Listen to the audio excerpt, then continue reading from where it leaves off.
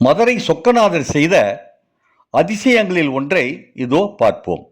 ஒரு முறை மாலிகாபூர் மதுரையை நோக்கி படகிலோடு வந்து கொண்டிருப்பதை அறிந்த சிவாச்சாரியார்கள் சுவாமியின் மீது அயோக்கியர்கள் கைப்படக்கூடாது என கருதி சொக்கநாதரை மறைத்து ஓர் சுவரை கட்டி புதிதாக ஓர் சிவலிங்கத்தை பிரதிஷ்டை செய்து அசல் போலவே நகை, விளக்கு, மாலை எல்லாம் ஏற்பாடு செய்திருந்தார்கள்.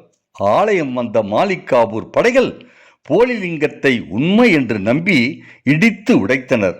மக்களை கொன்று குவித்தனர். ஆலய செல்வங்களையெல்லாம் கொள்ளையடித்துச் சென்றான் மாலிகாபூர்.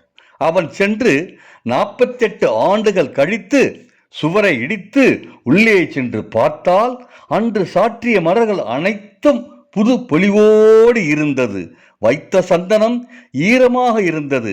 விளக்குகள் சுடர்விட்டு பிரகாசமாக எரிந்து கொண்டிருந்தது. நறுமணம் வீசிக்கொண்டிருக்கிறது. இதை கண்ட அனைவரும் ஆனந்தமாக கைகூப்பி வணங்கி பூஜை செய்தார்கள்.